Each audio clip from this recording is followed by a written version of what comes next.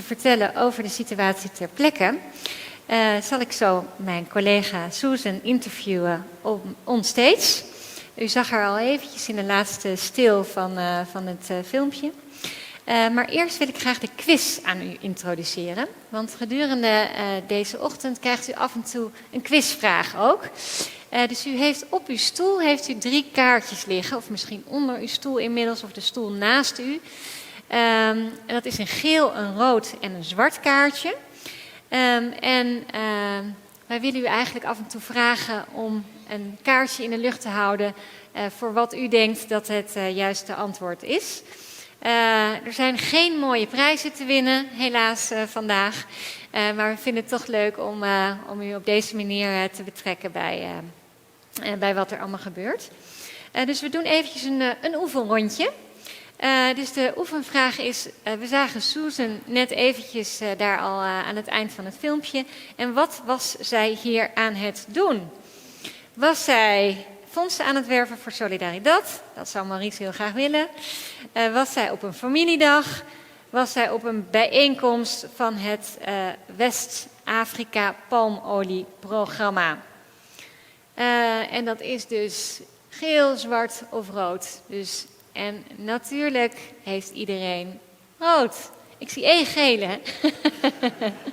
Nou, misschien was er ook wel familie aanwezig. Dat gaan we vragen aan Susan.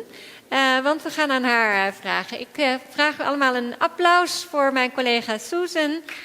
Welkom on stage, Susan. I will now switch to English. Yes. You want to sit here? Okay. Because although she's trying, Susan's Dutch is still limited. Dankjewel. At least I could say, goedemorgen, dames en heren. And dank u wel for coming. Yes.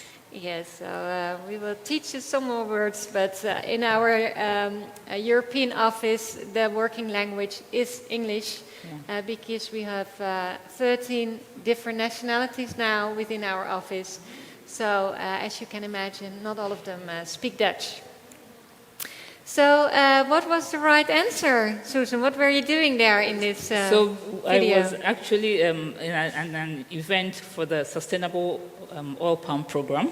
We were sharing lessons from what we had done over the years in oil palm and how we have been able to support the smallholder farmers to be able to produce more oil palm on small lands. So intensifying instead of having more land, but rather doing good agricultural practices, and also how to extract more oil in terms of oil efficiency.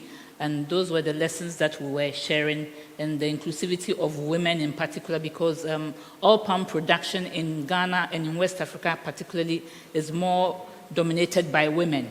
So we also were teaching the women how to extract oil palm more efficiently with their small mills. So a lot of the lessons we were sharing. And of course, it was also tied to fundraising. At the end of the day, it was also to make sure that the funders who gave us money saw this, and those who were trying to also reach will see the impact that the previous funding had done, and we're asking that we get more partners to support us in our work. Thank you very much.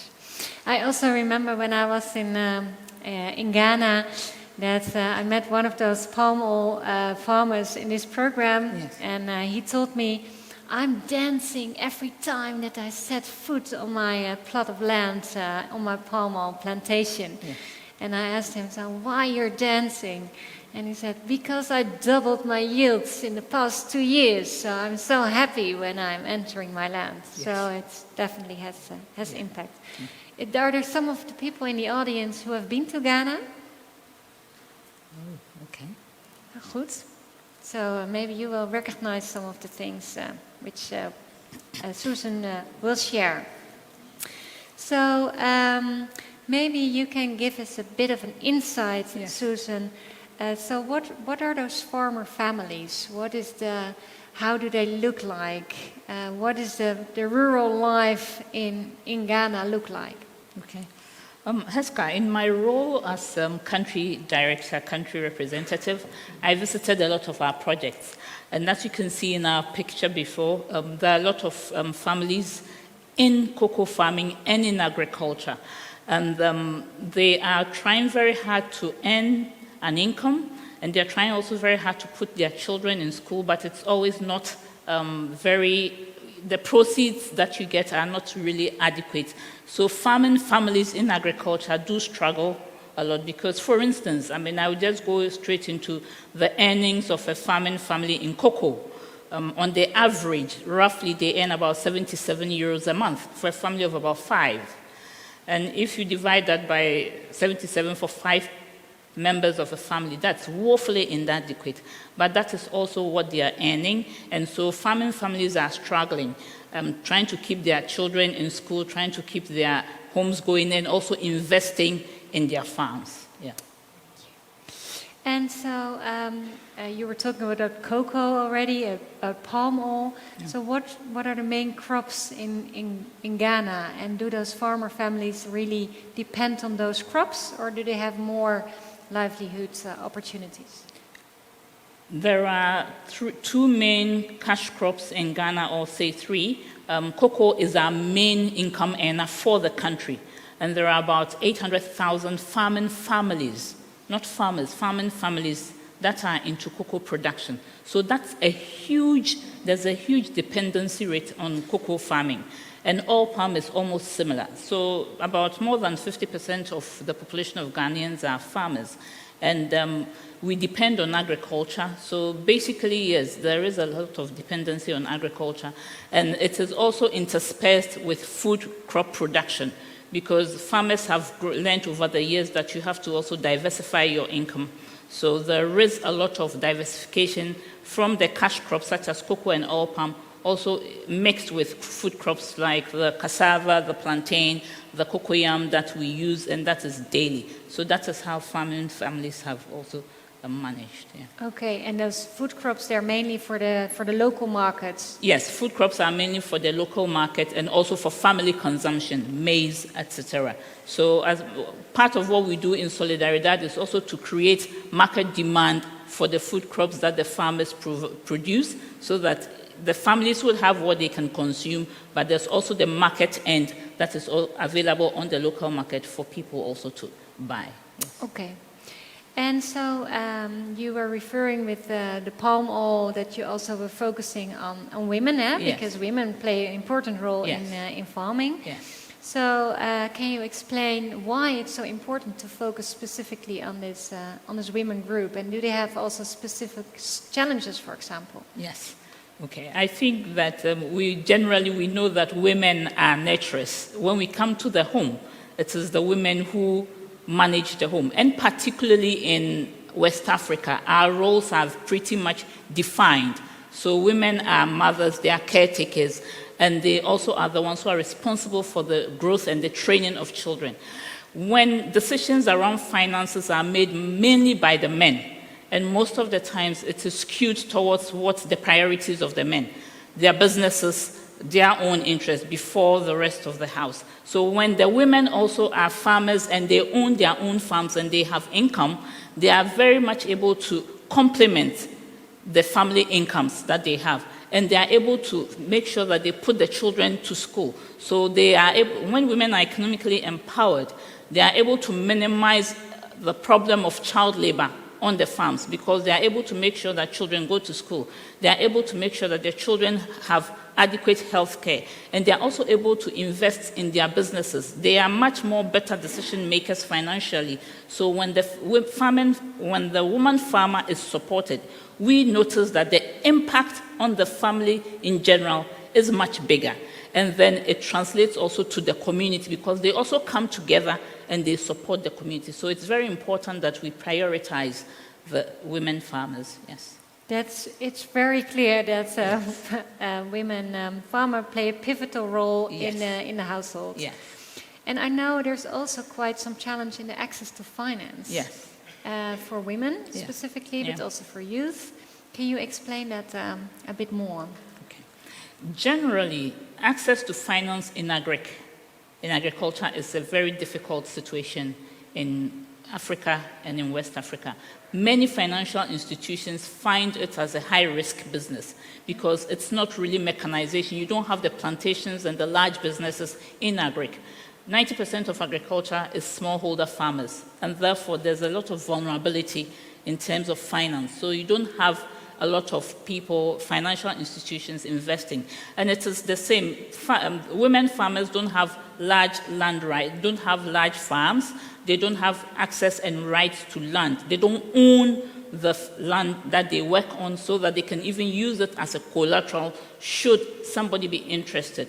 And therefore, their access when they are looking for finance, they do not really have the supporting documents that can help them to access finance. It's also because their land holdings are very tiny, and it is not a good business case for financial institutions who already shy away from agric. So the woman is much more in a dire situation compared to the man.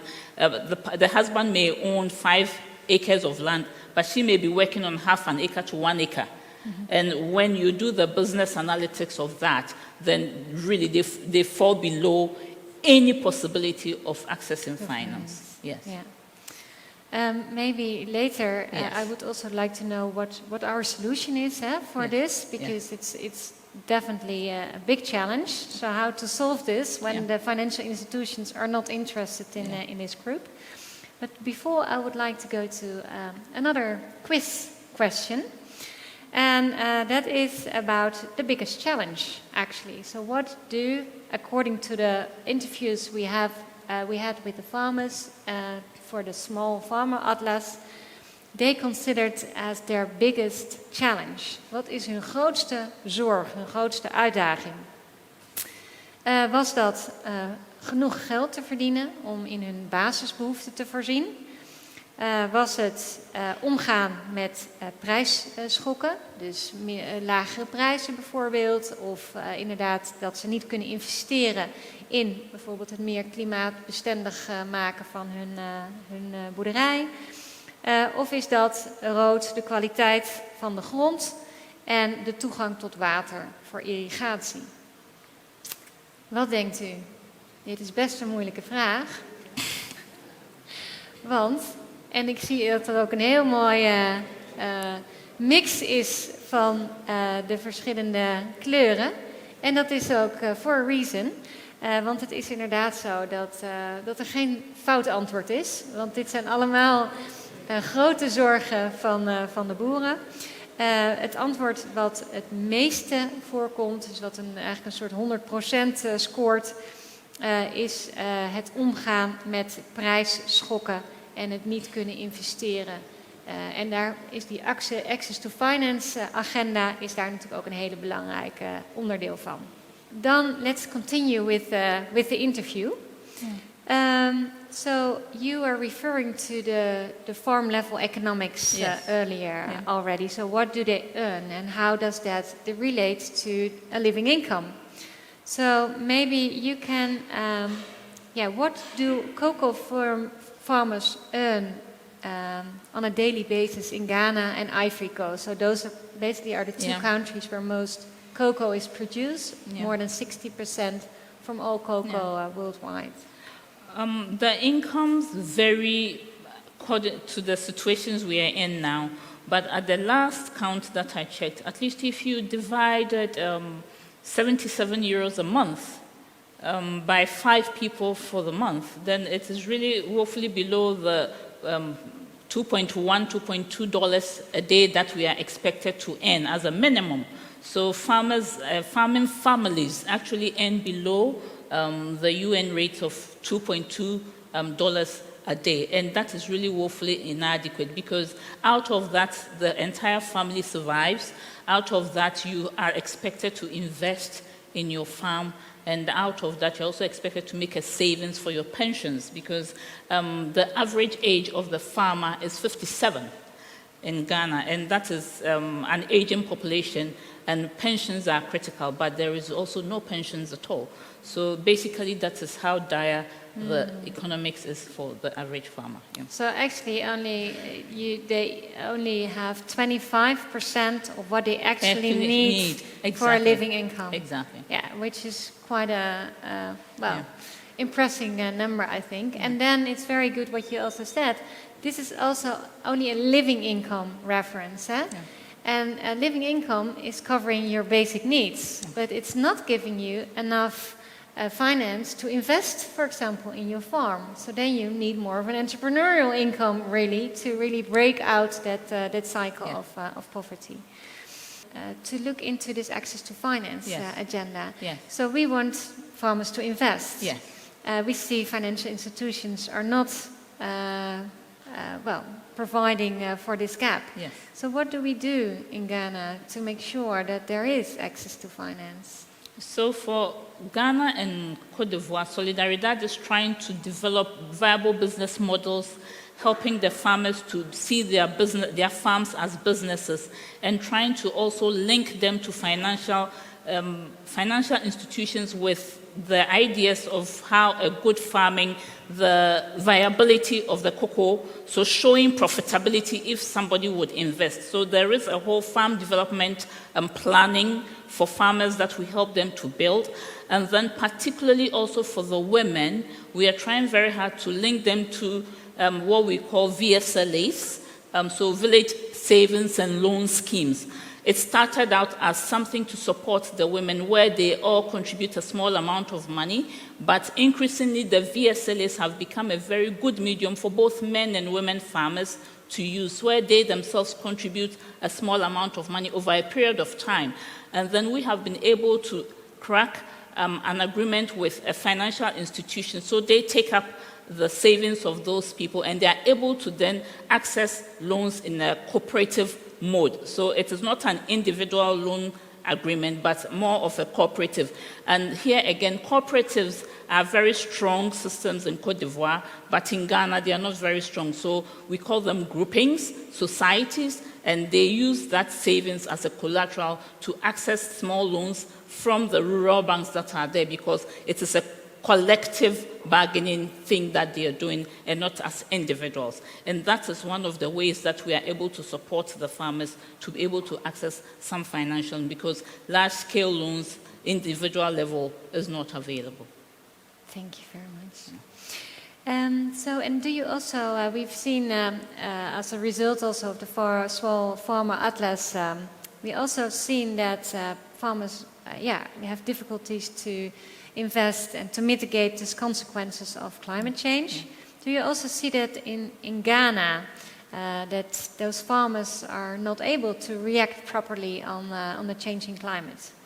Yes, climate change is impacting our lives, even us. I mean, temperatures are rising in different places compared to a decade or 2 decades ago, and it's impacting the farming communities, because suddenly we are more rain-fed agriculture system, and suddenly the rainfall patterns are changing. So when you expect to start farming now, you have a plan. There's always the traditional way of doing things, and then suddenly the rains don't come when you expect it to come, or they come when you don't want the rains to come, and in very long periods. We had the cyclone Freddy in Mozambique as an example, and that is also happening in Côte d'Ivoire and Ghana, where the patterns are changing. We are having more droughts also, fires are coming out, and so there is a lot, productivity then becomes very low. So generally communities are feeling the impact, because even rivers that normally bounded the communities are drying up. The least thing, the fire is up, and then they are looking for people to help them turn out fires. So there is a lot of changes that they themselves have noticed, especially as I have indicated before. Average farmer is about 57 years old. So there are many decades of farming experience. So even though they are not able to articulate it technically as climate change, they are able to tell you that, yes, the farming patterns have changed, and that now it is more difficult to farm because of all of these things that they are seeing with the weather changes. Yes. And it's not only a problem in Ghana, but it's a also worldwide global, problem. yes. So this is why we are going to look at a video from Hector from another part of the world.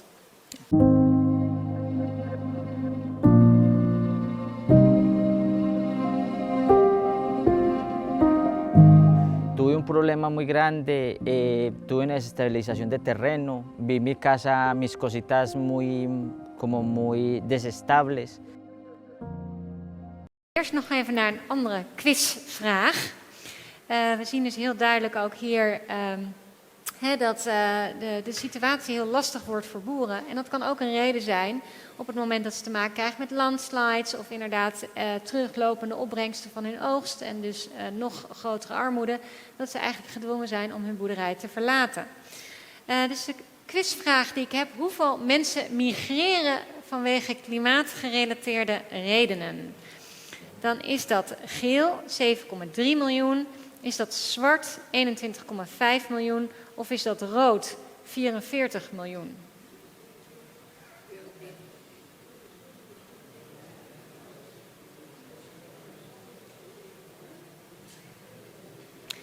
Ik zie het meeste, rood en zwart is denk ik evenly divided.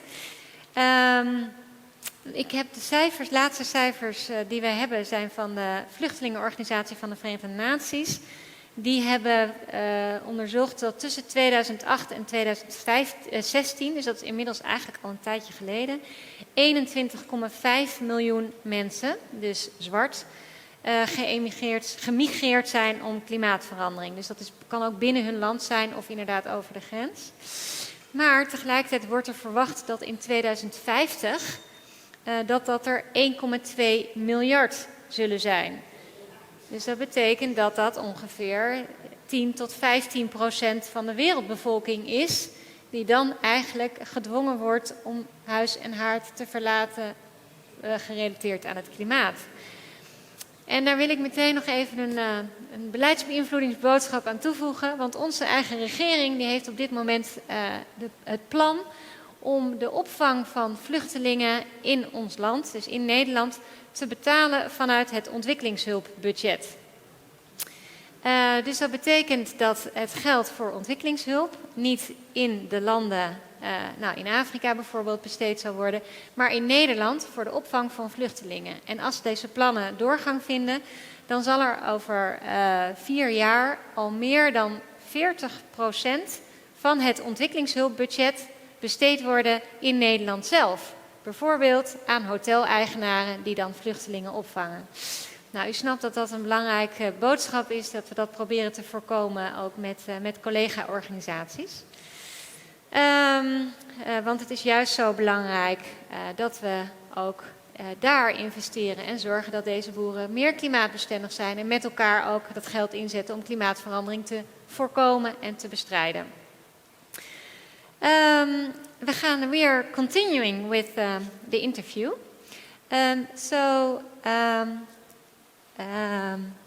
Susan, yes. tell me, Yes. what are the most important difficulties farmers face in times of climate change? Well, prior to climate change, the farmers were already facing challenges. And the most important reasons are the lack of knowledge, access to finance, and as climate effects get harder, things also get worse. In Ghana, for instance, as I explained earlier on, the patterns have changed. In Côte d'Ivoire, the patterns have changed. So farmers are struggling in terms of managing, being able to tell. They could tell by traditional means how the rains are coming and what to do. But now they are unable to tell that, and we don't have a lot of technology. So it is recently that you have a lot of companies coming up who are providing live updates on weather patterns. That is helping the farmers through mobile phones and telling you that, okay, the rains will come at this point, the rains will do this. And so because of that also, they try to also move to newer land spaces to be able to access, because the fertility of the soil is also impacted. And therefore, they also try to move away from old lands and let it fallow so that they can have newer ones. So there is a lot of dire consequences, even moving totally away from the environment that they are in.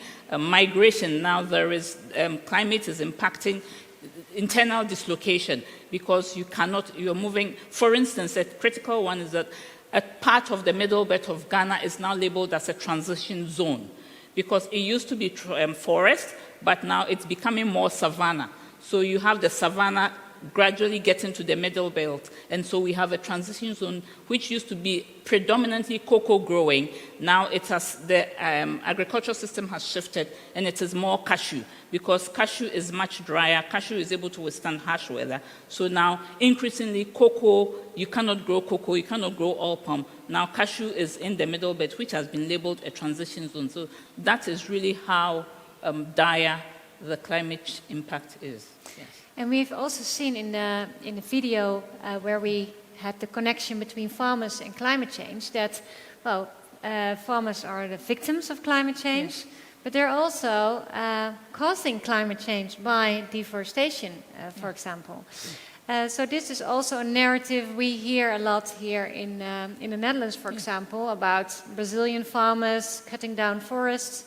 What do you think of that narrative, Susan? Well, it's also a case of my bottom line as a farmer. Yeah. If I have to survive, 77 euros at the minimum a month for a family of 5, it's woefully inadequate. And therefore, for the farmer, it's a survival tactic. So they would want to expand their farm so that they can increase their yields, and then they can make more money.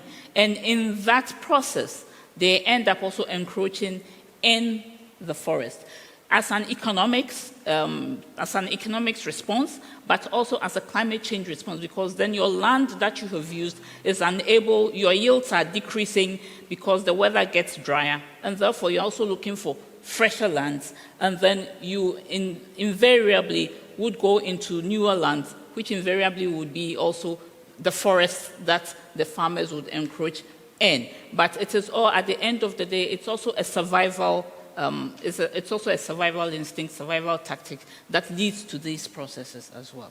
Yes. Yeah, it's so if you're in red, you can do green. If you're in red, definitely you can't do green. That is true. Exactly. Yeah. Yeah. So let's talk about solutions. Yes.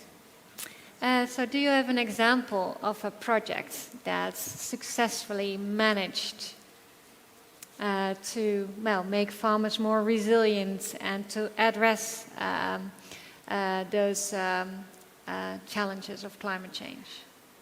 Yes, we have worked together with farmers under one of our projects to mitigate, it's called the dedicated grant mechanism that we used to mitigate climate change. We sensitized the farmers about climate change, what it entails, the impact on their farms, and also how they can mitigate it by introducing agroforestry into their farming systems, by also making sure that they protect their water bodies. So we have that, and I'm not sure whether there is the video for us. We have a video. So, we are going to watch that now.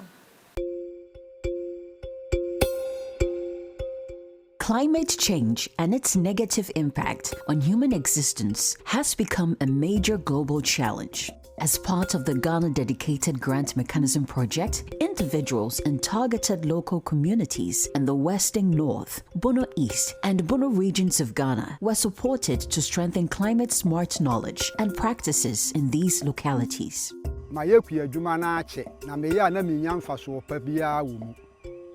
Kosibra project no ba ya ye be ma ye nkyerɛkyerɛ me ye hu se bibia si wo wie mu ɛno nti ɛsɛse ye sesa ye ho ne ye fa abɛɛfo nimdie so ne ye di yekua na ye bɔ ye nkwaye ne ye nsaase ne ye nua kakra na aka no ho ba mra saa nkyerɛkyerɛ enye maaye no na yasetena no na ayɛden kakra na agya hyehyɛ ha yɛn ye bubu ndua basa basa ndomunu sa omudi ndua no ba ye no ye de ehu gyi mu no yawun se wiem sachira ye no eso eti eba kakra kakra.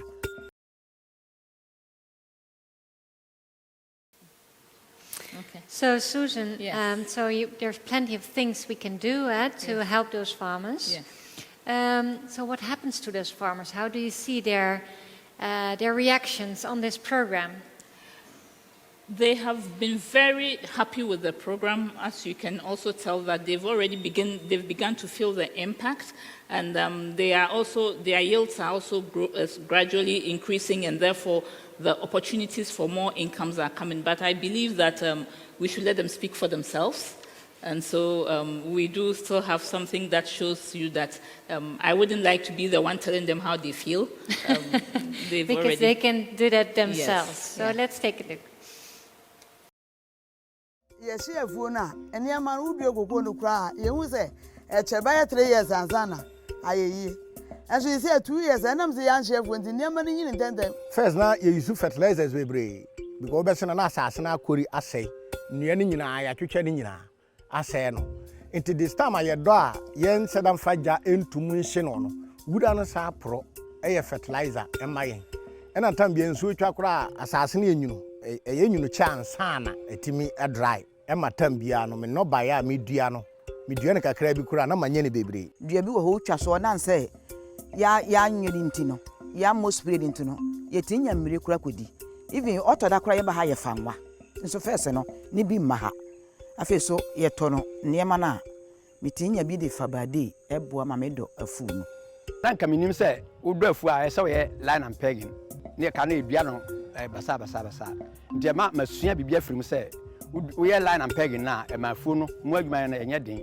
na fe nso titimu na obetitim no nso no ebeboa wo kuani so masene ma medua enua no so aboa me pa sesi ade me hu so mva so na ebedu mre kakra bi no nim se omo boa na omo aboa me menya so mva so ndim do omo se pa ne mo a omo de aboa me sesi ase menya so mva so sa bi me ma na omo wachiri no omo so ba benya so mva so ama me de se me do omo ase.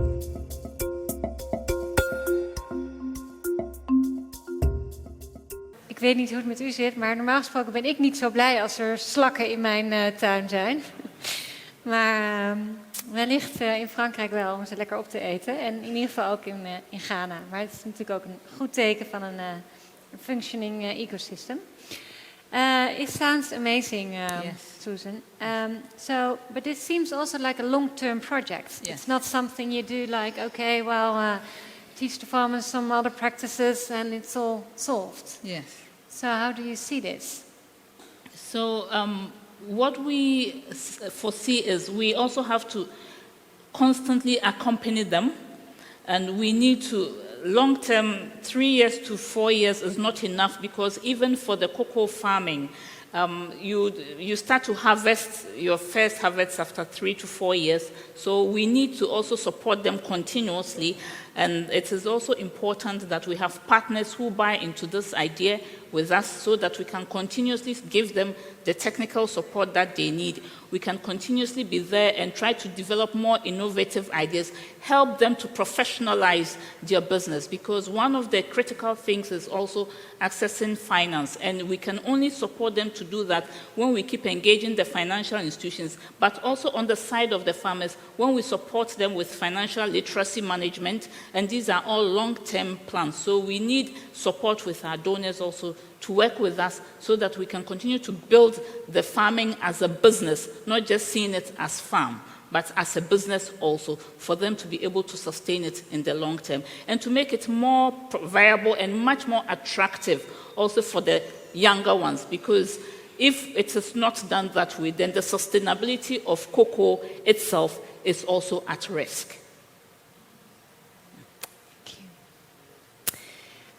So it's almost time to go to your questions as well. So, but maybe first one final question of me to you, Susan, because you joined the European team because, well, you're very knowledgeable. You know exactly what's happening in the field, and this is very important also for our policy influencing agenda here in Europe.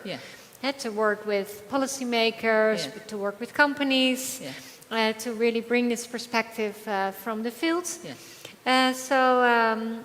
What are your ambitions here in the next few years?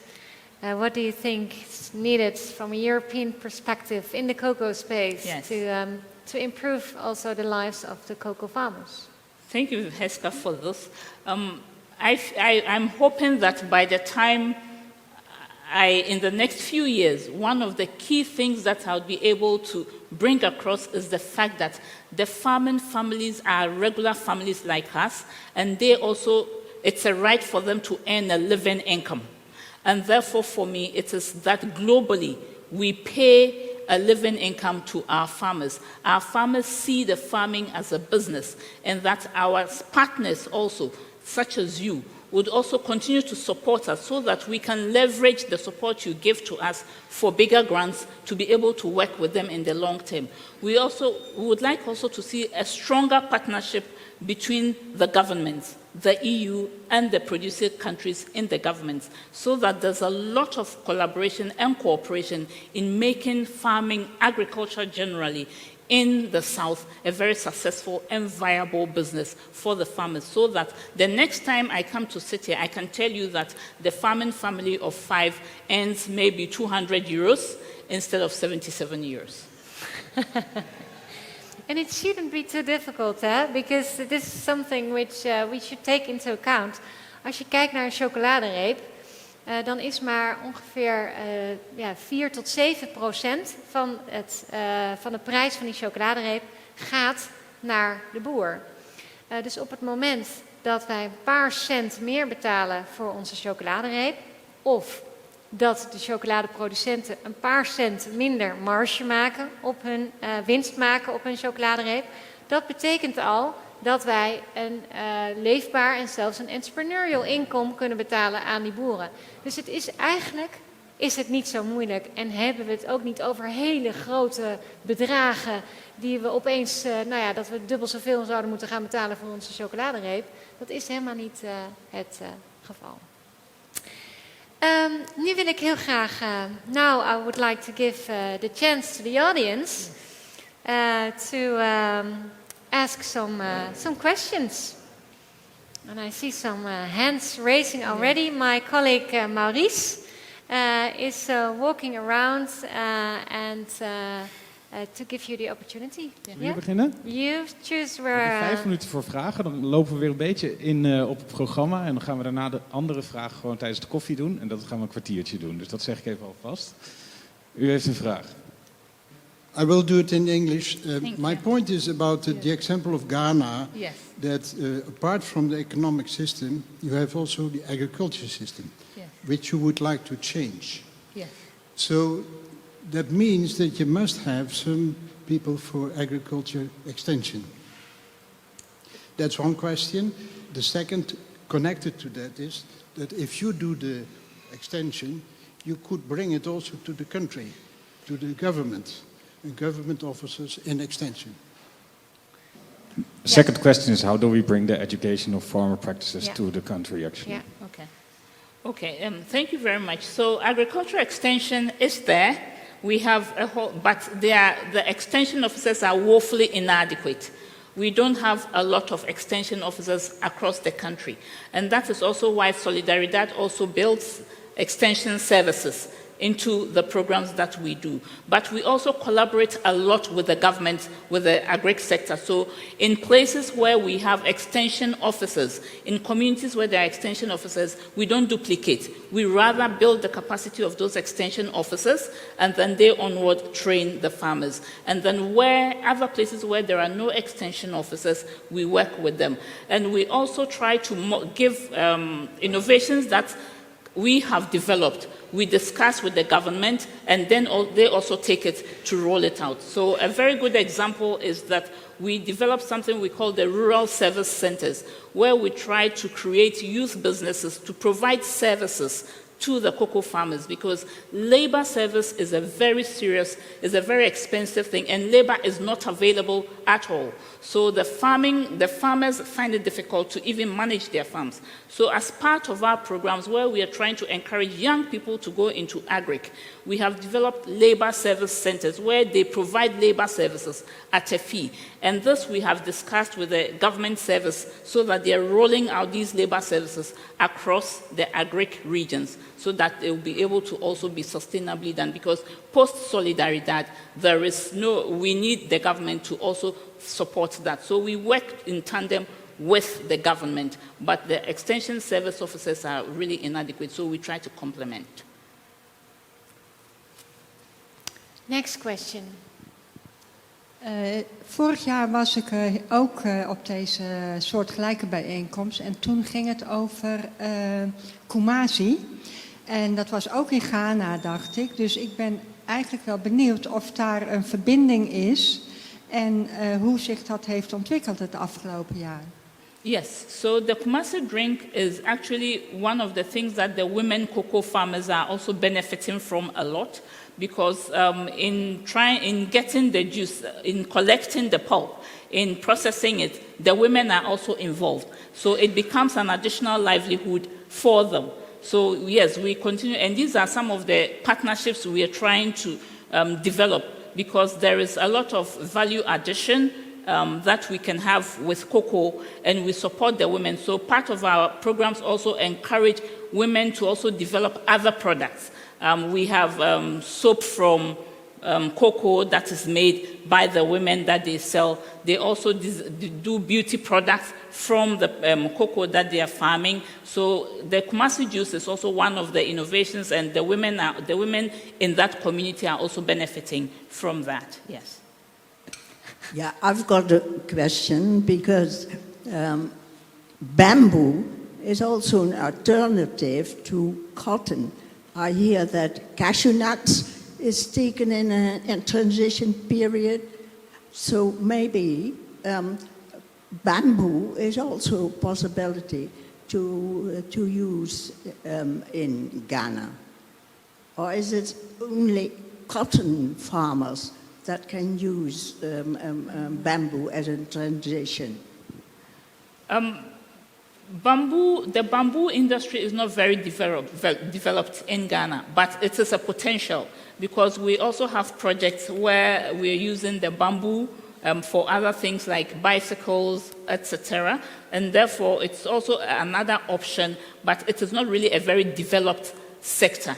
But it is also really a viable option. But for us today, the bamboo sector is not very developed, but it has the potential, yes. Thank you.